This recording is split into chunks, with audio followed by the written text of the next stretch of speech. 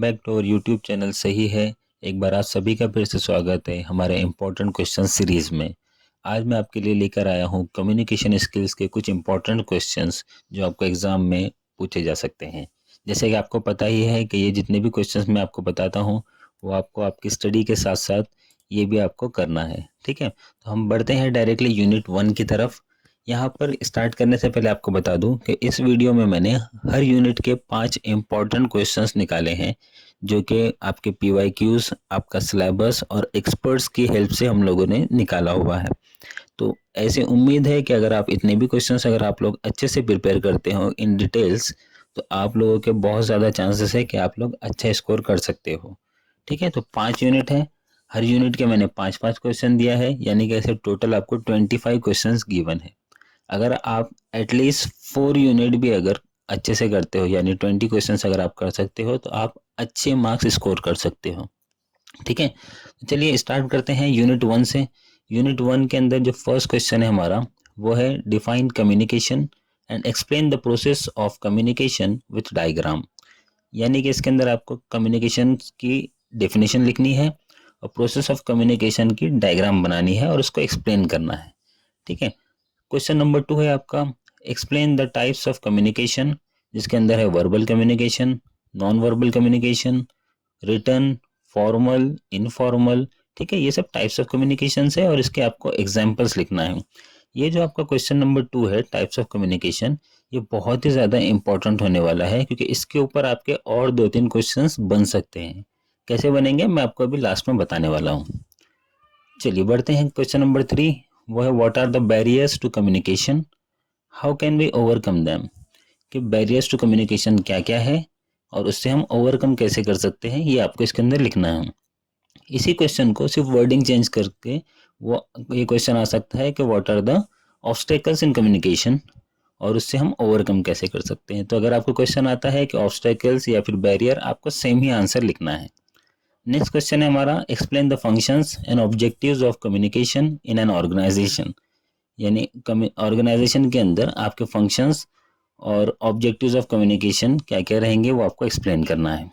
और last question है हमारा यूनिट 1 का, वो है what is non verbal communication, explain its types with example. Non verbal communication होता क्या है ये लिखना है, उसके टाइप्स और एग्जांपल्स आपको इसके अंदर लिखना है।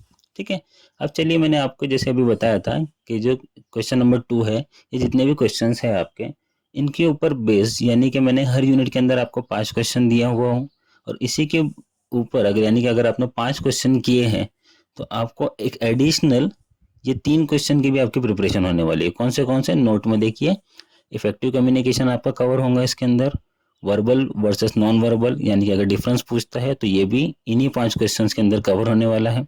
ठीक है, जैसे कि टाइप्स ऑफ कम्युनिकेशन के ऊपर वर्बल एंड नॉन वर्बल इनका डिफरेंस भी यहाँ पर आप लोग कवर कर सकते हो। वैसे ही इम्पोर्टेंस ऑफ नॉन वर्बल, अगर ये जितने भी क्वेश्चंस हैं ये 5 क्वेश्चन के अंदर ही कवर किए हुए हैं। ठीक है, तो अगर आपने 5 क्वेश्चन किए तो एडिशनल 3 क्वेश्चंस आपके कवर होने वाले हैं, यानी कि आप 5 क्वेश्चन की स्टडी कीजिए, 8 क्वेश्चन के लिए आप प्रिपेयर हो जाओगे। तो चलिए बढ़ते अब हमारे यूनिट 2 की तरफ। यूनिट 2 के अंदर फर्स्ट क्वेश्चन है हमारा explain the types of reading.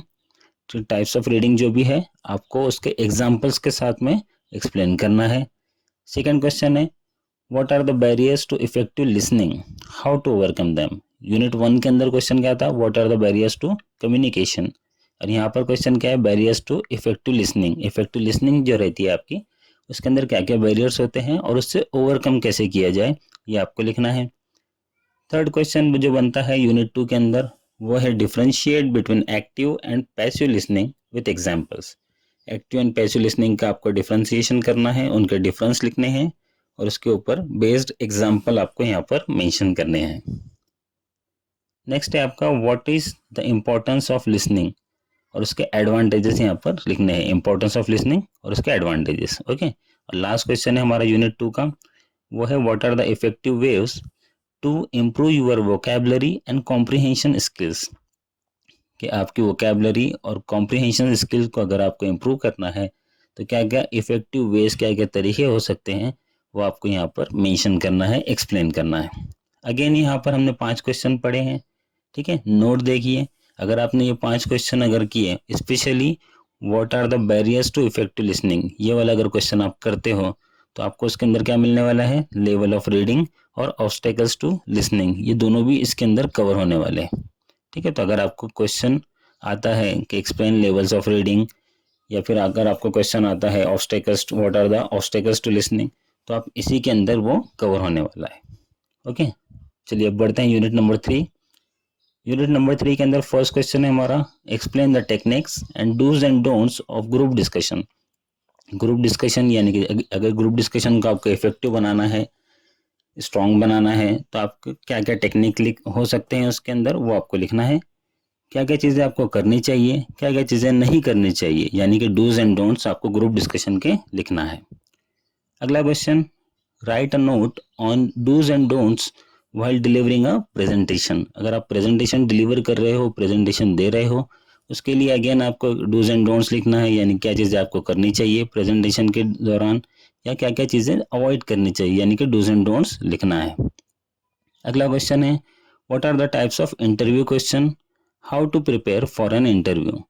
कि अगर आप इंटरव्यू दे रहे हो तो उसके लिए आप प्रिपेयर कैसे करें, ये लिखना है, और इंटरव्यू क्वेश्चंस के क्या क्या टाइप होते हैं वो आपको यहाँ पर लिखने हैं। अगला क्वेश्चन है, how to overcome stage fright और पब्लिक स्पीकिंग फियर। जैसे कि अगर आप पब्लिक में कहीं स्पीक कर रहे हो, कुछ स्पीच दे रहे हो या प्रेजेंटेशन दे रहे हो, वहाँ पर आपको डर लगता है ना, तो उससे ओवरकम कैसे होना है वो आपको यहाँ पर लिखना है, और उसके प्रैक्टिकल टिप्स आपको यहाँ पर इस क्वेश्चन के अंदर देने हैं। लास्ट क्वेश्चन है, what is oral communication, how it is different from return communication. Basically यहाँ पर क्या पूछा है आपको, ओरल कम्युनिकेशन और रिटर्न कम्युनिकेशन, इनका डिफरेंस यहाँ पर आपको पूछ सकता है। अगेन नोट है यहाँ पर कि एक्सटेम्परी या फिर जिसको हम लोग बोलते हैं एलिक्यूशन टिप्स, यानी एक्सटेम्परी और एलिक्यूशन टिप्स, ये दोनों भी आपके टॉपिक कवर होने वाले हैं पब्लिक स्पीकिंग क्वेश्चन के अंदर। ठीक है, ये जो पब्लिक स्पीकिंग का ये जो क्वेश्चन है आपका, उसके अंदर आपका एक्सटेम्परी और एलिक्यूशन टिप्स, ये दोनों भी टॉपिक इसके अंदर कवर होने वाले हैं। अगर इसके अंदर भी शॉर्ट नोट पूछता है आपको और आपने पब्लिक स्पीकिंग फियर लिखा है, पढ़ा है, तो आप वही लिखना है आपको। ठीक है, चलिए बढ़ते हैं यूनिट नंबर 4 की तरफ।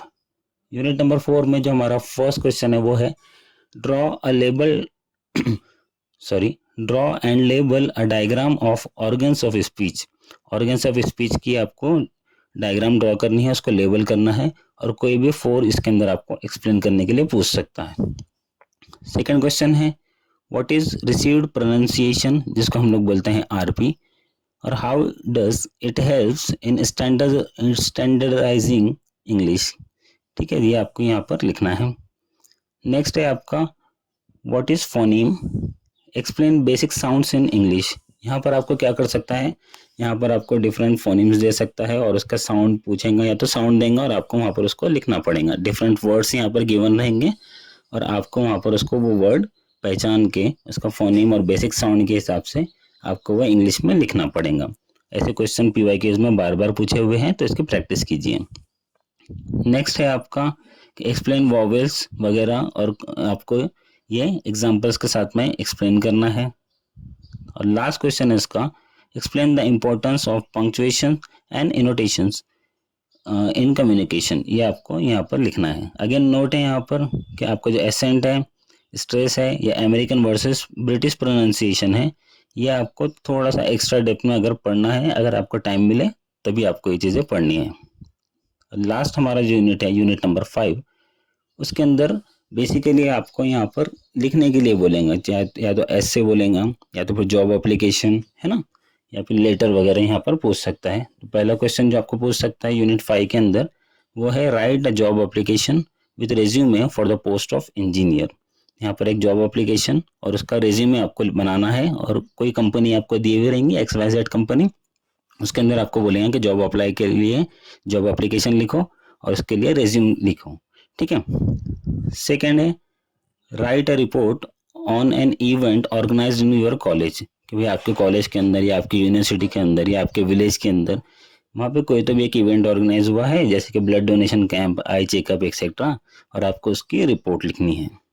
Question number 3, right an essay on India in 2047। ये आपको आई थिंक फरवरी 2025 के अंदर ये क्वेश्चन पूछा हुआ है, ठीक है। या फिर यूज ऑफ मोबाइल या क्लीन इंडिया मूवमेंट, कोई भी एक टॉपिक दिया हुआ रहेगा आपको और उसके ऊपर ऐसे लिखने के लिए बोला जाएगा आपको। नेक्स्ट है explain the dos and don'ts of email writing with etiquettes rule.